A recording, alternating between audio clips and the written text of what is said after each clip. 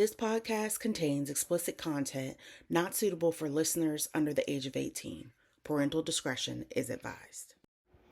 Today's podcast is a compilation of questions and answers for Jesse and David, our co-founders. We are also being joined by a guest speaker, Lewis. He has agreed to come on the podcast and speak about his own personal experience that ran alongside our co-host, Jesse Purcell's.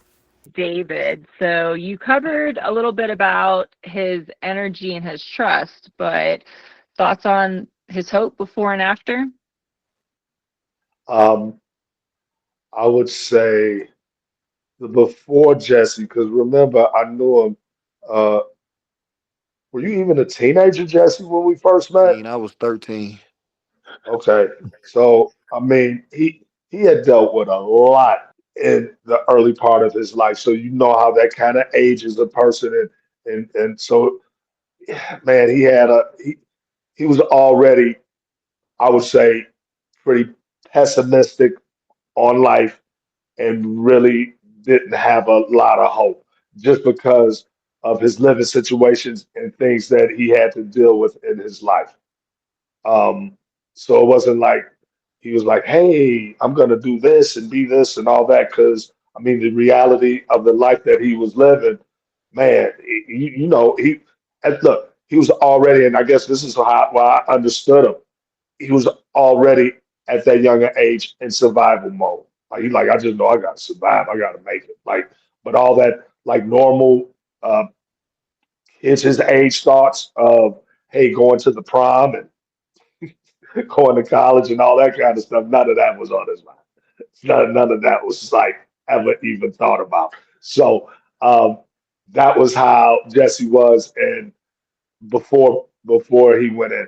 I would say that while he was there, all I can't tell you what his mentality was on if he had hope. All I knew was that I loved him and I had to ride with him and let him know that you know he wasn't alone because you know that's I just know that's the feeling people have in prison, and it's nothing really I could do. There's nothing you could really do for him except for really what I said was just let him know that you love him and you're there because you can't really be there, right? You just want to let him know that you're not alone.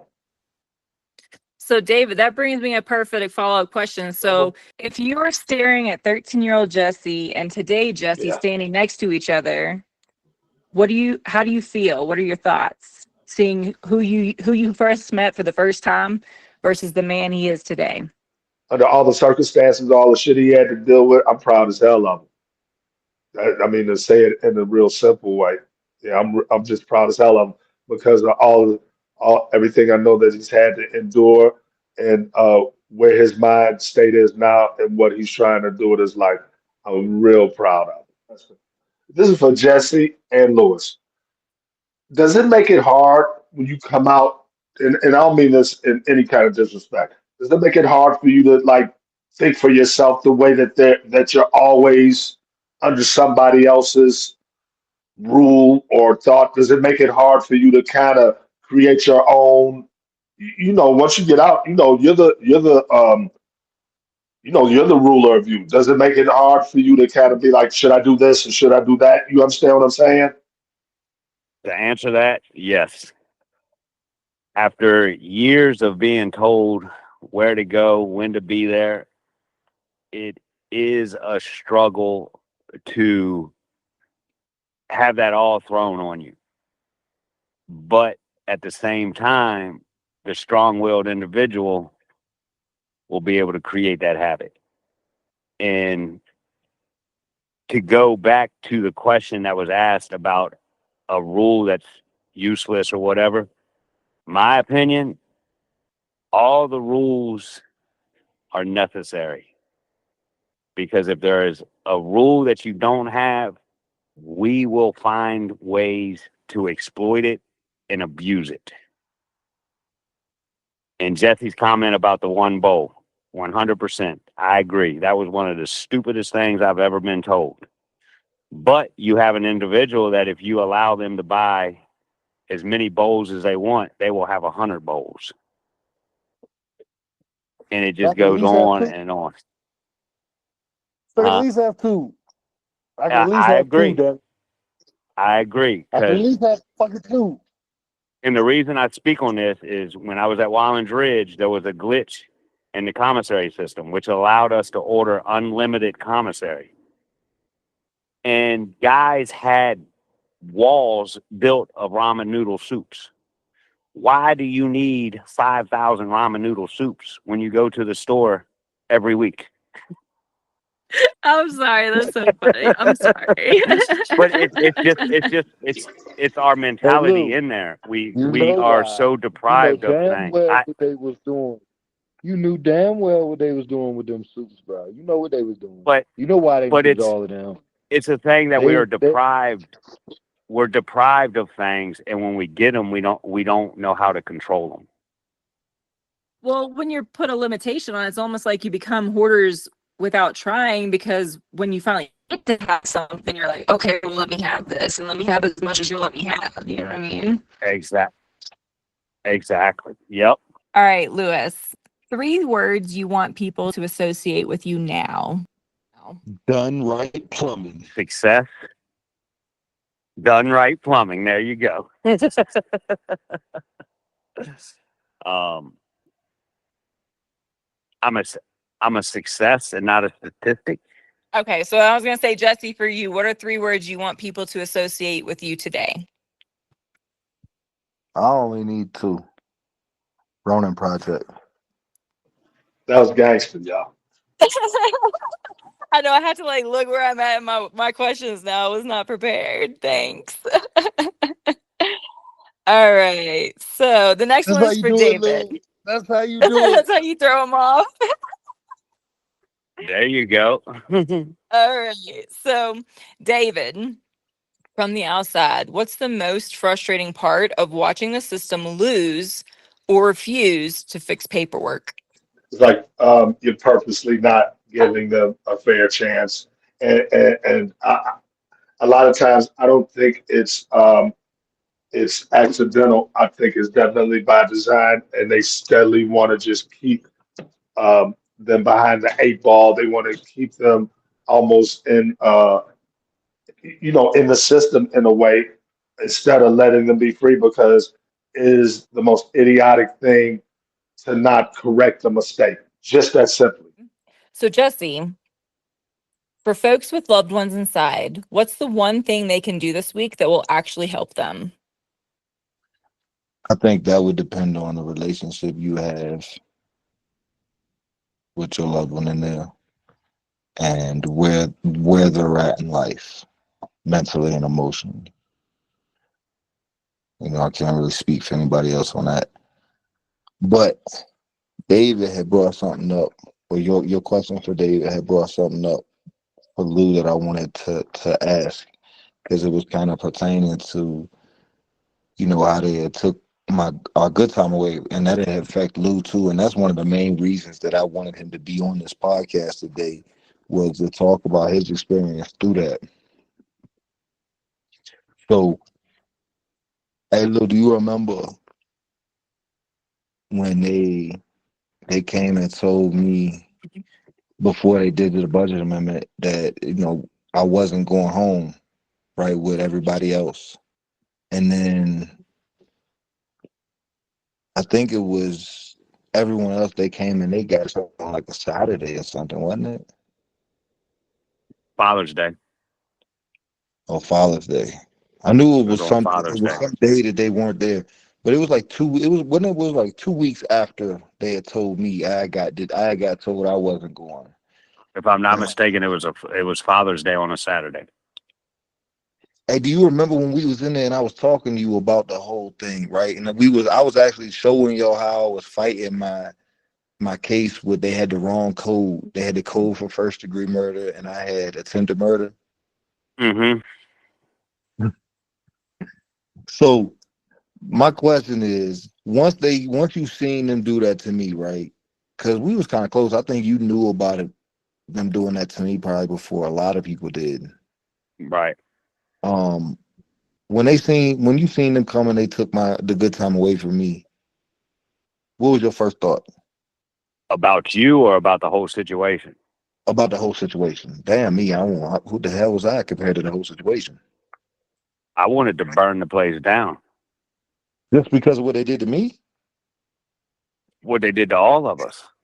Oh no, no, no. I'm talking about before they came and told y'all on Father's Day. When they told me, it was like 2 weeks before they did the budget change. Remember?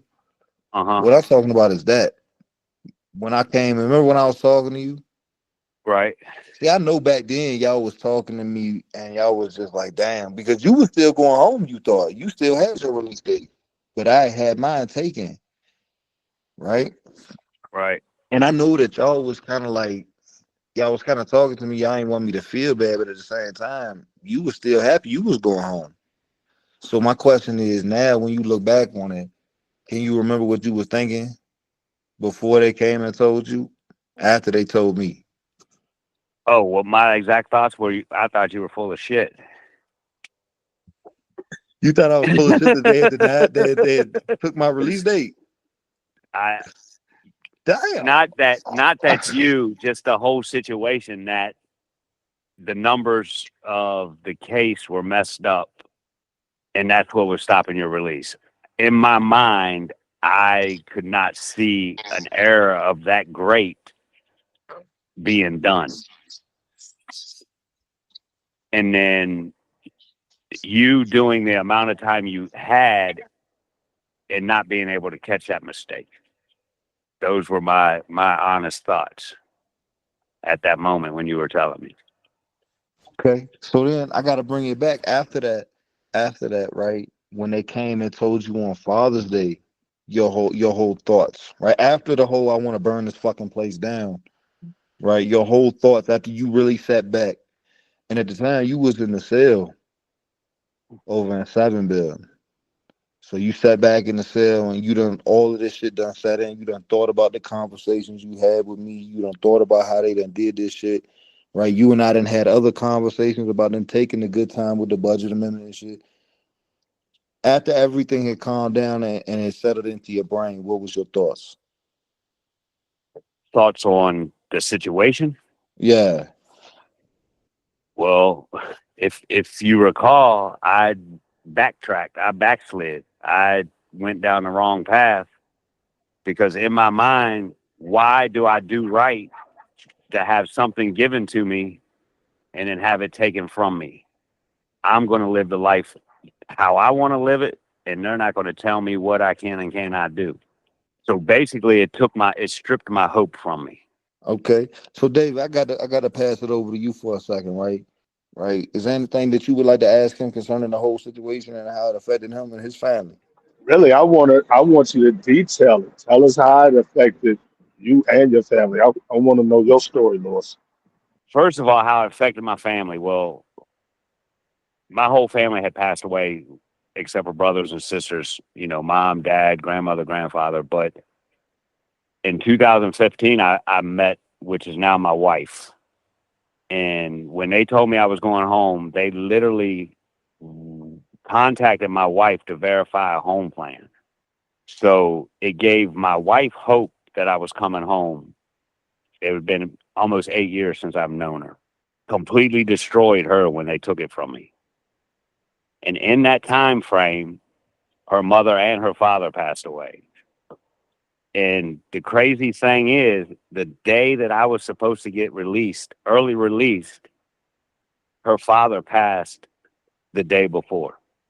So that's my family. That's how it affected her. For me, when they told me I was going home, I didn't believe it. If anybody knows me in there, I was the one running around. They're full of crap. They ain't letting none of us out early. People got tired of talking to me because I was the negative dude. They gave it to us the first time. Well, we watched it progress through the state, getting hope, a little bit of hope after hope. I'm still fighting it. And then finally, when the counselors and everybody started telling us, calling us in to approve our home plan, I started to believe it a little bit. And then I'm almost 100% sure it was on a Saturday, which was Father's Day. They went around and told all of us, well, excluding me. Still to this day, nobody had ever told me I wasn't going home. And I lost all hope. Before that, Jesse will tell you, I was educating myself. I got all my master's, journeyman license. I got a college degree. I gave up.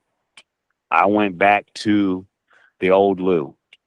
I lost my maintenance job due to drug addiction. I lost my cell. I lost everything I had. And eventually it got to the point where they no longer wanted me on Lunenburg. So they kicked me off Lunenburg and sent me to Dillwyn. Once I got to Dillwyn, I think it was January of 24 is when they brought it back and said that we were all going home. And then in July, they released me. So What was go that ahead. like? That moment when they said, "Hey, we're gonna release you," and it actually happened. I still didn't believe it until I walked out the gate.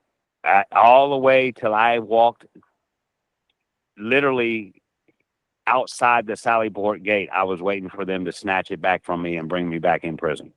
It's not till I actually got into the car with my wife that reality set in, like, I'm free. I'm actually walking out this time.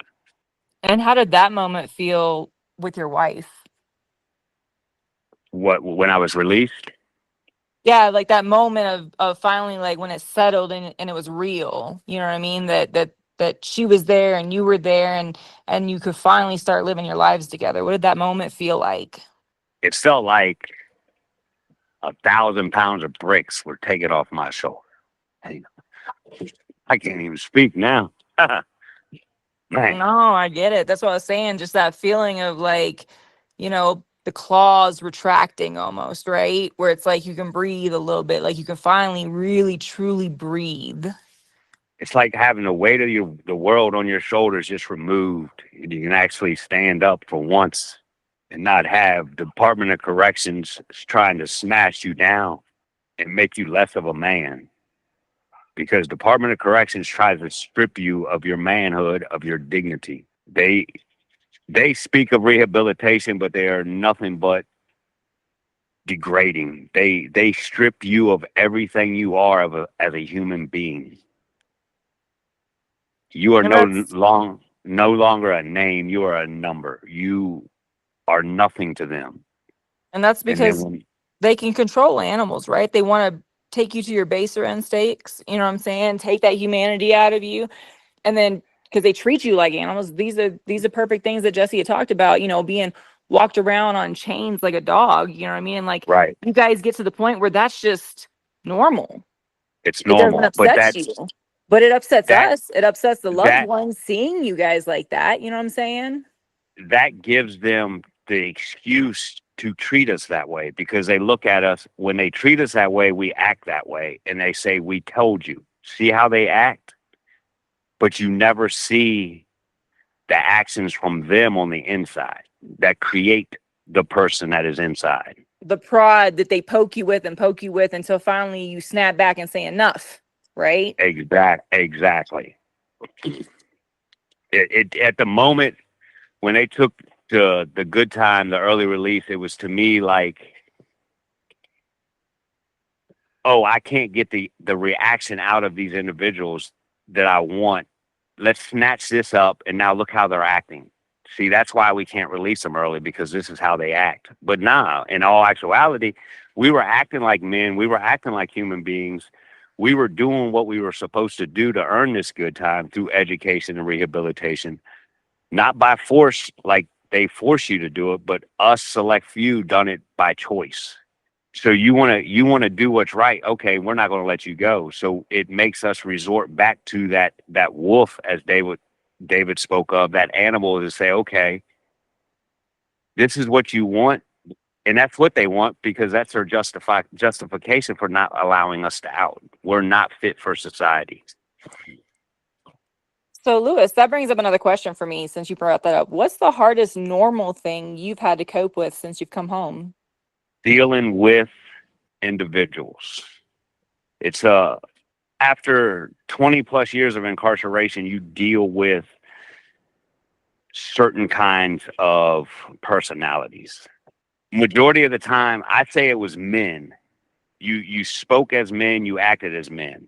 Out here, it's not that way. Everything is sugar coated. Everything is handled with fur lined gloves, and you've got to filter yourself to accommodate people. Well, we call it like watering yourself down, right? Basically, yes, because society isn't ready to be handled with honesty. Everybody wants to live in their own little snow globe and think everything is perfect. And when you say it's not, you're the bad guy. Jesse, David, do you have any more questions for Lewis? No, Lewis, you've been fantastic. I can tell you that though. Appreciate it. It's still a struggle. I'm still working. I'm one foot in front of the other. Yeah, I got a question. So here at Ronin Project, our focus is to help trauma impacted individuals take back control of their lives, right? And this is including individuals like yourself and me, right, who was incarcerated for long periods of time, because regardless of whatever crime, prison is a traumatic experience, right? I don't know anybody who's gonna leave out of there not having PTSD.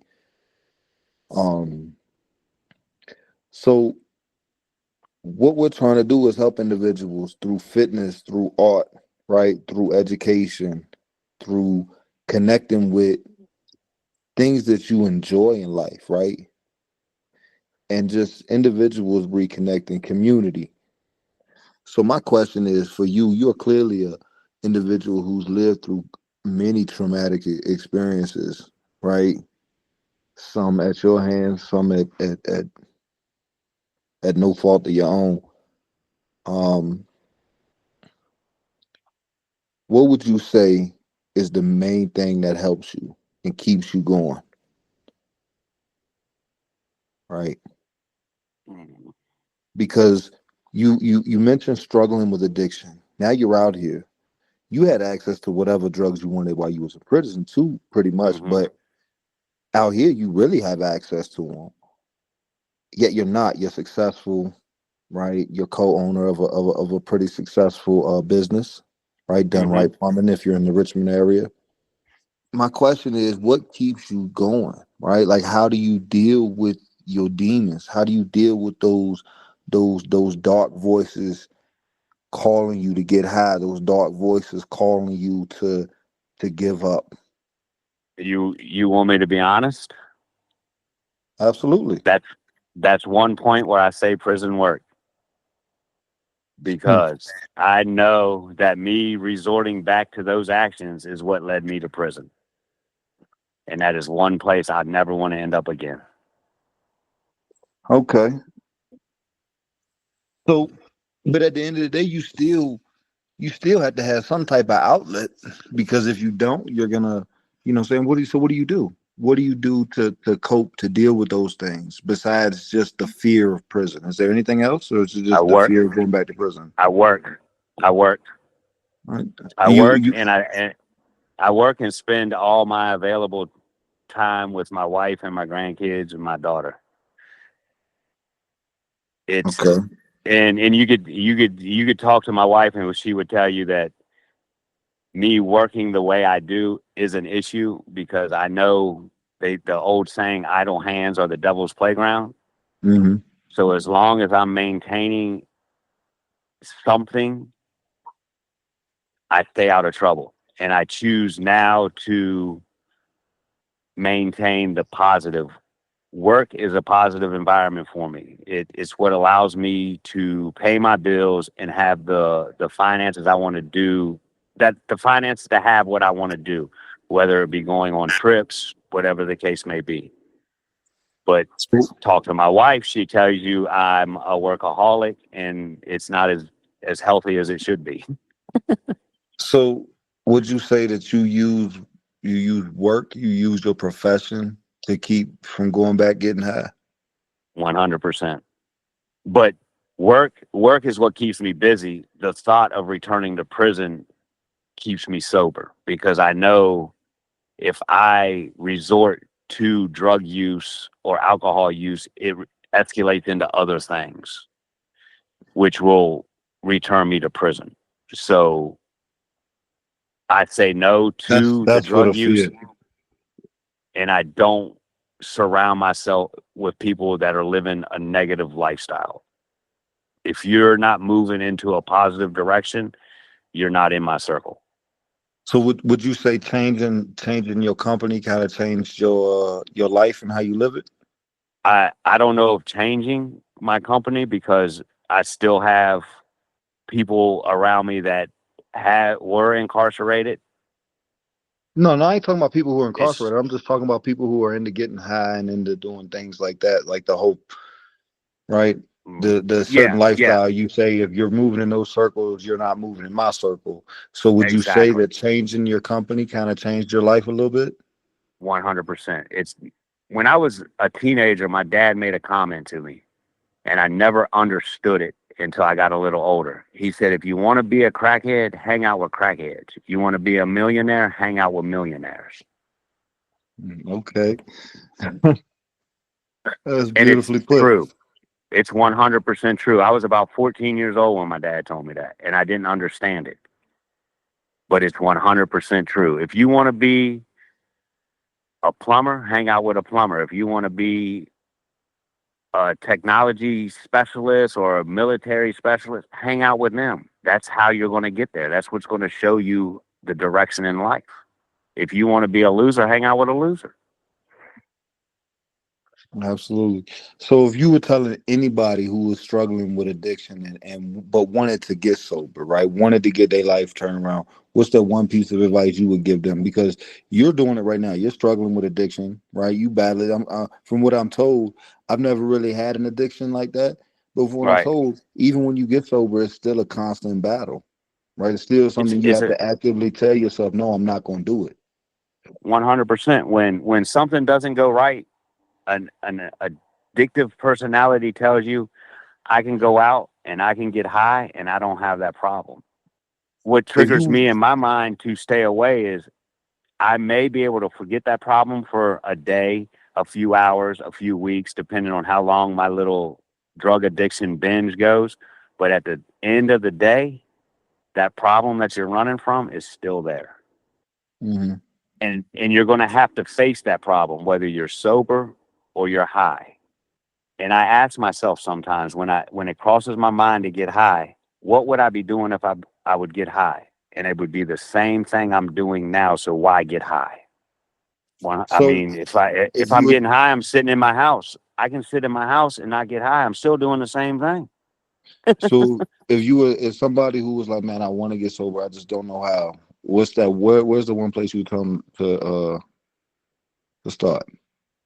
It ultimately starts inside, but find somebody that is on the same journey you're on, that's doing it the way you want to do it. If you want to get clean and sober and you're struggling with it, find somebody that has recently gotten clean or sober, or find somebody that is 100% willing to walk the path with you, because it makes it easier when you have somebody that understands. If you've never been addicted to drugs, you can't relate to me. So don't tell me how to get sober because you've never been sober. You've never been high to have to get sober. But that person that was high, he can tell you how to stay sober, but you've got to be willing to do it.